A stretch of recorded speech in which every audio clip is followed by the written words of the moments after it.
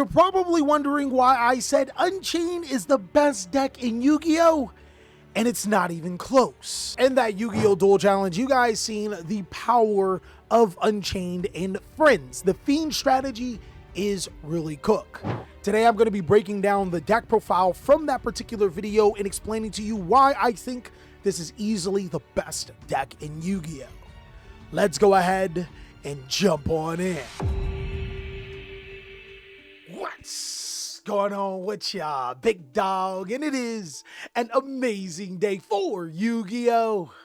I hope that's your day phenomenal.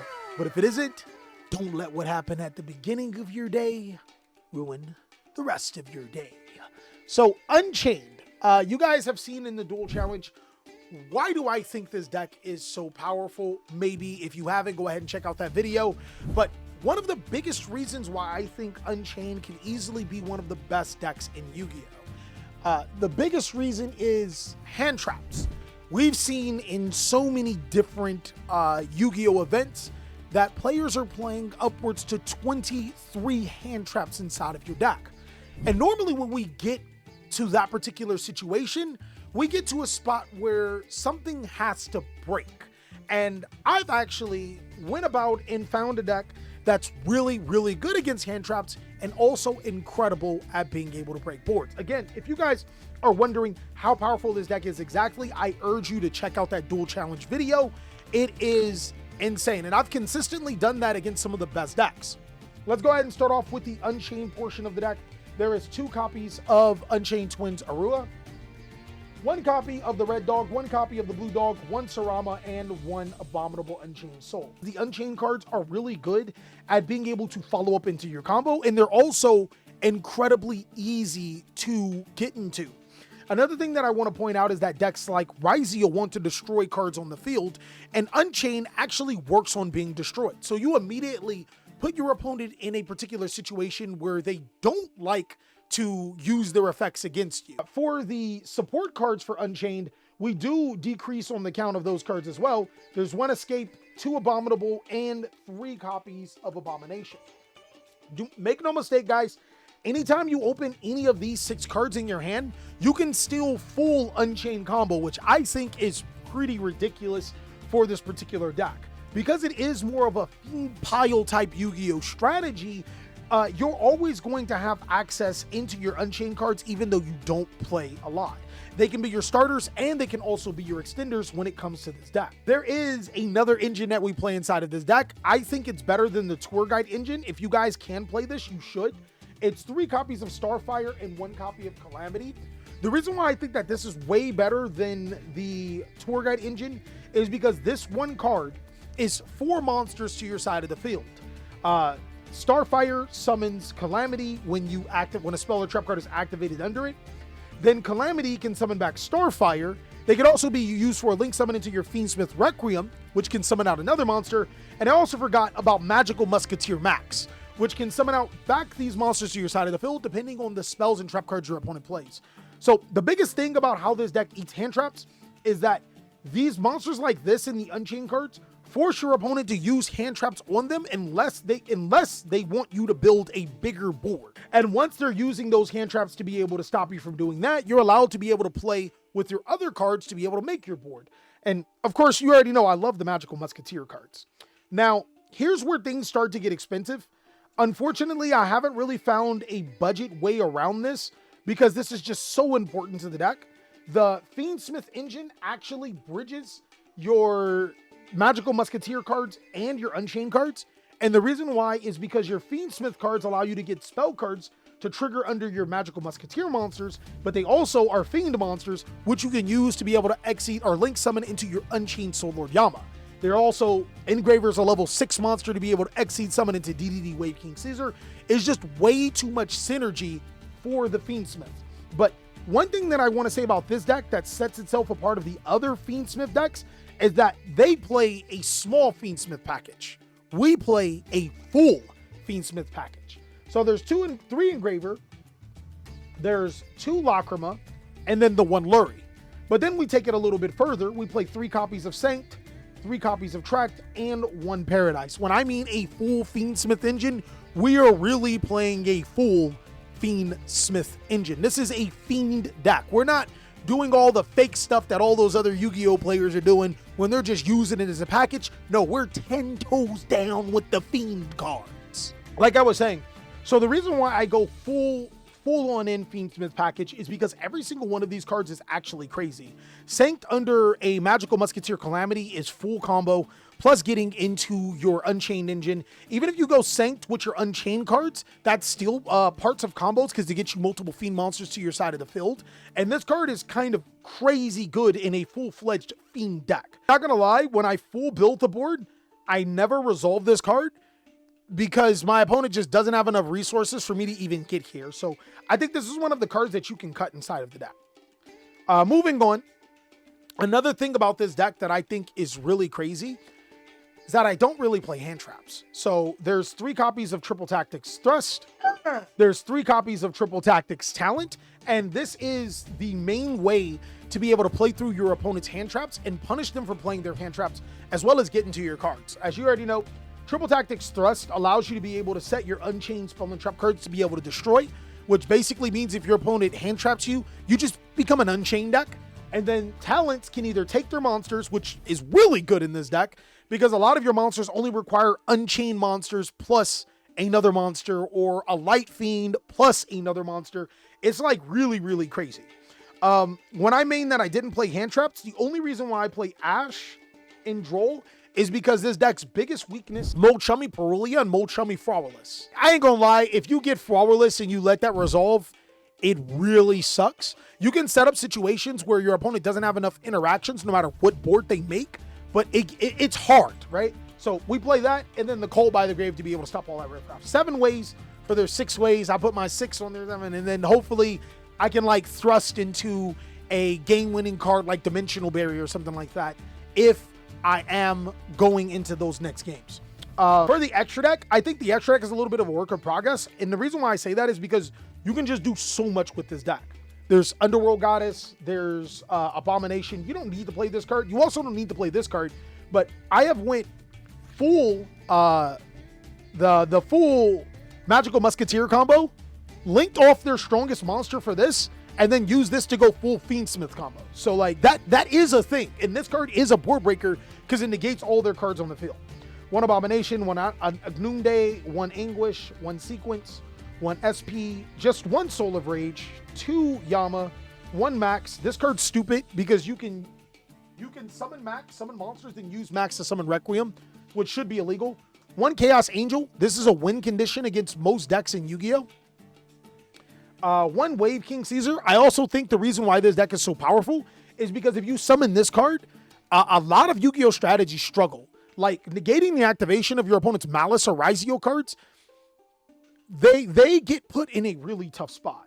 Then 1 Necroquip and 1 Desiree. So a couple of cards that I probably would consider playing is a bigger Fiendsmith package. You could potentially cut cards like this, the Unchained, these 2 Unchained cards, and then play another copy of Desiree and another copy of Requiem. Sometimes it does come up if you can't consistently shuffle in your Light Fiends. But I'm going to show you guys just a quick combo. And for the people that want to see test hands, be sure to join the Patreon, guys. That's where the test hands are going to be. Or just catch us on stream, which that's where a lot of the things are going to be too. So the combos for this deck are fairly complicated, but the best way that I can describe them is that it really depends on the situation. This is a 2-card combo that gets a lot more dangerous if you have any other spell card, or if your opponent has any other way to trigger another one of your Magical Musketeer monsters, and I'll show you how it bridges the deck. But before I get into it, one more thing I want to talk to you guys about is Aerial Eater. I completely forgot about this card. Of course, you have to play it, and a card that I would actually cut out in the extra deck to make space for the Aerial Eater is potentially the Underworld Goddess. Like I said before, the extra deck is still a work in progress, so it's really interesting to just show you how this one card actually does help bridge the entire deck. What you're going to do is start off by normal summoning your Starfire, then activating your Fiendsmith Tract. You'll add Fabled Lori from your deck to your hand, and then you'll discard it. Trigger the effect of your Magical Musketeer Starfire to be able to special summon your Calamity. Now from here, you're going to link off your Starfire into your Magical Musketeer Max, and then link off your Magical Musketeer Max into your Fiendsmith Requiem. Already right here, if I can rewind back to Magical Musketeer Max, if my opponent has a spell or trap card on the field, I'm actually able to use Max to special summon at least one more Magical Musketeer monster, meaning that this is full combo. But there's also another opportunity. If there's another spell or trap card that gets activated that we can activate, or opponent activates in Magical Musketeer Calamity's column that is also full combo. We'll tribute it off though to be able to summon out Requiem, and then Requiem will summon out a Lacrima. Lacrima will send Fiendsmith Engraver from the deck to the graveyard. Now you're probably wondering, why exactly did I make Max even if I couldn't use this effect? It's because it's actually really important to have another light fiend monster on your in your graveyard. So now we'll link summon into Fiendsmith Sequence, and then we'll use Sequence's effect. We'll shuffle in the Magical Musketeer Max, and we'll also shuffle in the Fabled Laurie to be able to fusion summon into a monster that requires two monsters with the same type and attribute. We're going to summon out Aerial Eater, and then use Aerial Eater's effect to be able to send the Unchained Soul Shavara, and then Shavara will set the Escape for the Unchained or the Abominable Unchained. The choice is yours. From here we have two Fiend monsters, so we can use these two monsters into a link summon into our Yama, and now we can start doing Unchained things, as we're going to be able to get the Unchained Soul Shavara to our hand, and then activate Shavara's effect. We'll destroy the Escape of the Unchained, and then trigger Escape of the Unchained to be able to summon out Shayama. From here, we'll use these two monsters for an XE summon into DDD Wave King Caesar, and then finally, we will use these two monsters for a link summon into our Unchained Soul of Rage. Now, I'm going to rewind just slightly. Like I said before, if we had any other spell or trap cards to activate, or if our opponent had any other spell trap cards on the field, a lot of times this comes from them having a field spell that obviously doesn't trigger. But let's say, for example, our opponent activated a card effect on our main phase, and we can use Triple Tactics Talent. In this particular situation, we'll Triple Tactics Talent for hand, but Magical Musketeer Calamity will trigger its effect to be able to special summon back the Starfire. So what would we do in this particular situation?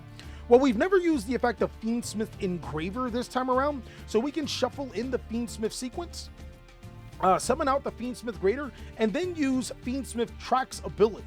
Fiendsmith Track allows us to be able to banish this card to be able to fusion summon into a light fiend monster. Another thing I also want to note is that Fiendsmith Track can actually fuse from the hand. So another condition to be able to go full combo is just having an additional light fiend monster in your hand to be able to resolve this. Also, another thing, the track that this deck completely plays under Droll and Lockbird. I've only searched one card through Fiendsmith Track, and it would have triggered the effect of Triple Tactics Talent. So there's multiple ways that this combo can be established. But like I said, we'll banish the Fiendsmith Track to be able to fuse these three monsters on our field into that Fiendsmith Desiree. We'll then use Desiree and our Unchained monster for a link summon into Agnum Day, and Agnum Day will be able to special summon out our Desiree. Now, Agnum Day will be able to special summon our Desiree, and if you weren't a bot like me, you probably should have returned the Fiendsmith's Requiem and kept the Sequence into the graveyard. You can then equip Sequence to the Desiree. So in this particular situation, you have Wave High King Caesar and the Desiree, and the only triggering condition here to be able to make this particular combo is for your opponent to have a spell or trap card, you to be able to activate another spell or trap card.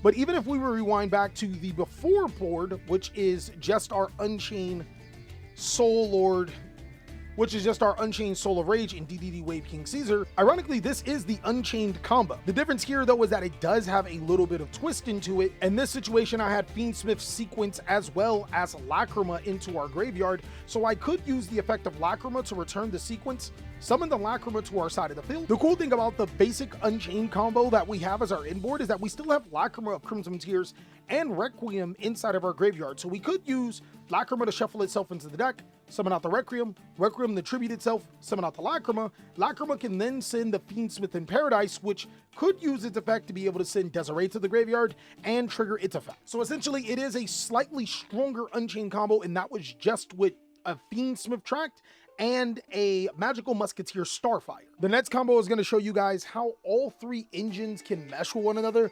And one thing that I do want to point out about this deck is that the more pieces that you add to this deck, the more malleable it becomes against interruption. But that's going to be pretty much for test hands, and I'll put that on my Patreon. But this is going to show you how Starfire plus Abomination's Prison is full combo, and it's kind of crazy. What you're going to do is start off by normal summoning your Starfire, then activating your Abomination's Prison to be able to add Escape or your Abomination of the Unchained. trigger the effect of your Starfire to be able to summon your Magical Musketeer Calamity to your side of the field, and then use your Starfire for a link into your Magical Musketeer Max, and then your Max into a link into Requiem. Again, you can do this in any other way, and if your opponent does have a spell or trap card, or you have a card that you can trigger, or if you can trigger the effect of Max, it does make it a little better, but it's not necessary for the combo piece. Use your Requiem for the ability to be able to summon out your Lacrima, and then your Lacrima will send Fiendsmith Engraver from your deck to the graveyard. Now you can hold on to the Fiendsmith Engraver in case you fear Nibiru or a different type of interaction, but what I'm going to do here is I'm going to return the Magical Musketeer Max to be able to summon out the Engraver, and then I'm going to immediately use these two monsters for a link summon into Unchained Soul Lord Yama. The effect of Yama allows me to add an Unchained monster from my deck to my hand, so I'm going to add Shavara. Really important that I use the Abomination to add the trap card, and then the Shavara, it gets added off of the Yama. You'll set the escape to your side of the field and use Shavara to destroy the escape, then trigger the effect of your escape to be able to summon out your Unchained Soul Shayama. Now, the bad thing about Shavara is that while it's on the field, you're locked into Fiends, but considering that this is kind of like a Fiend pile Yu-Gi-Oh deck, it really doesn't matter. I'll use the Shavara and the Calamity for a link summon into Fiendsmith sequence, then trigger the effect of Shavara to be able to set the Abominable Unchained, and then we're going to use the sequence effect. We're going to start returning some light Fiend monsters back into our deck. We'll return the Calamity, we'll return the Engraver, and we'll return the Starfire to be able to fusion summon into Desiree. From here, it's really about linking down. We'll link the Unchained Soul Shayama and the Lord Yama into the Unchained Soul of Rage. We'll then link the sequence and the Desiree into Agnum Day. Agnum Day will then attach itself to be able to special summon the Desiree to our side of the field. Now we'll trigger in the graveyard Shayama's effect. We will destroy the Abominable Chamber to be able to summon Shayama to our side of the field, and then we'll activate the effect of the Abominable Unchamber and our Unchained Soul Lord Yama. Yama will banish itself to be able to summon out Shavara, and then we'll also be able to special summon out Sarama to our side of the field. Here's where we start to put in our kill shot here. We'll use both the Shavara and the Shayama into an Exceed summon into Wave High King Caesar. You'll attach both the sequence and the Requiem to our Desiree, and then you're going to use the Sarama effect to be able to set the escape from the Unchained and destroy the Requiem, which is kind of cool because it can destroy any card. And with this particular end sequence, you'll see how 2 cards is actually insane for this deck. You have Wave High King Caesar to be able to negate 2 of your opponent's monsters that would attempt to special summon themselves, but it also can use its effect to be able to get an Unchained spell or trap card back to your side of the field. So I don't know exactly where my other Abominable Unchamber is, but you do get Unchamber for follow-up from your deck. I also have Escape of the Unchained to be able to destroy Sarama and an opponent's card on the side of the field, but since I also do play it, you can special summon Abominable Unchained Soul to destroy another card on your opponent's side of the field. If you're using Soul of Rage, you can link off an opponent's special summon monster. You'll be able to special summon out your SP Lunar Knight to banish a card, and then of course it can banish itself and another card on the field. Desiree can negate up to 5 cards on the field, which is kind of insane, but if you do decide to play it, which I've been trying to figure out if I want to play it, the 3rd or the 2nd copy of Fiendsmith Desiree does come up because we still do have that Lacrima Requiem line. So use the effect of Lacrima, shuffle itself into the deck to be able to summon your Requiem. Requiem then tributes itself, special summons out Lacrima. Lacrima can then send your Fiendsmith Paradise to the graveyard, which can trigger to send Desiree to the graveyard to get rid of a Light Fiend to be able to start your combo over and get rid of an opponent's card. But that's pretty much what this deck can do with just those 2 cards, and you're starting to see why it's like a Fiend pile, while Unchained is really important, why the Magical Musketeers, and why the Fiendsmith is all important in one deck. Really hope you guys enjoyed, and of course, I can't wait to see you on the next video.